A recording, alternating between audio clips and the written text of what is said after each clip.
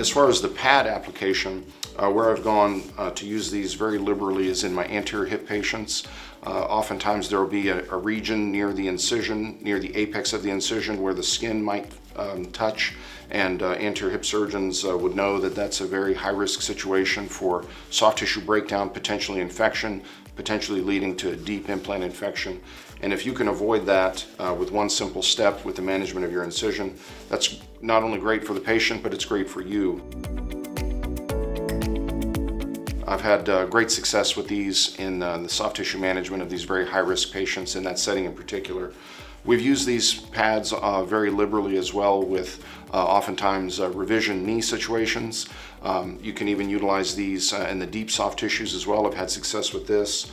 In the revision knee setting, oftentimes there's anterior medial tibial soft tissue compromise where something like this can be utilized deep in the soft tissues to help provide a little bit of an additional barrier to a very compromised soft tissue region.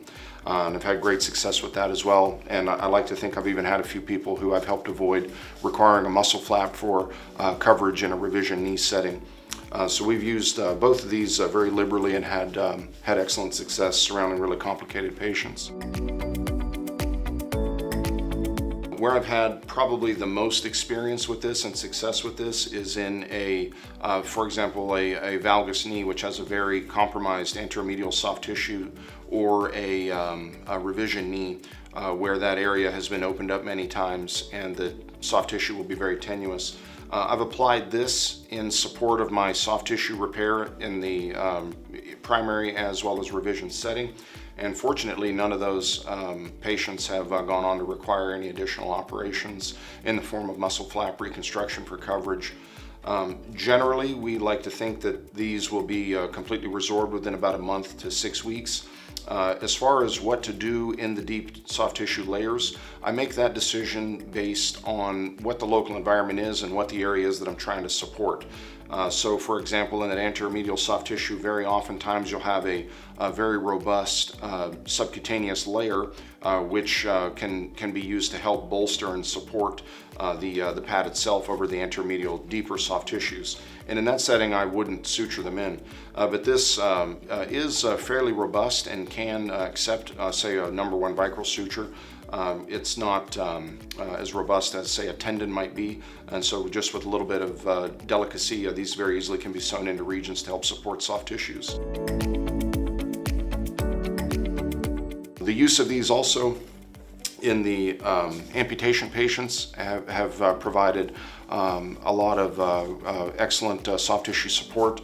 We do a lot of lower extremity amputations for vascular patients or poorly controlled diabetics, and those people have a very compromised and challenging soft tissue environment, and so the application of these types of products in support of their local environment has been very, very effective as well, and potentially minimizing the need for additional level of amputation or higher level of amputation.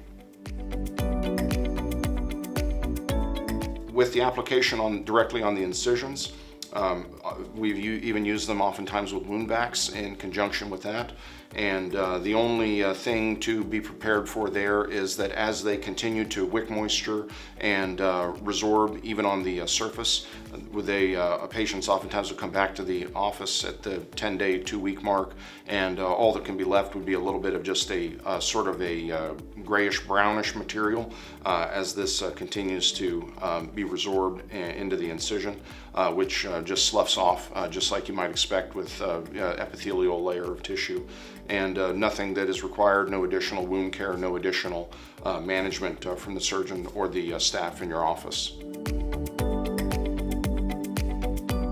Oftentimes we'll be asked about in the outpatient setting what the application of the pad could be, and it's not infrequent. In the event that you did have a soft tissue problem, a region of soft tissue breakdown in your postoperative incision, you could have something like this available in the office and just a simple basic topical application, again with an additional dry bandage. Sometimes that can help bridge the gap if something is a little bit of a slower healing situation.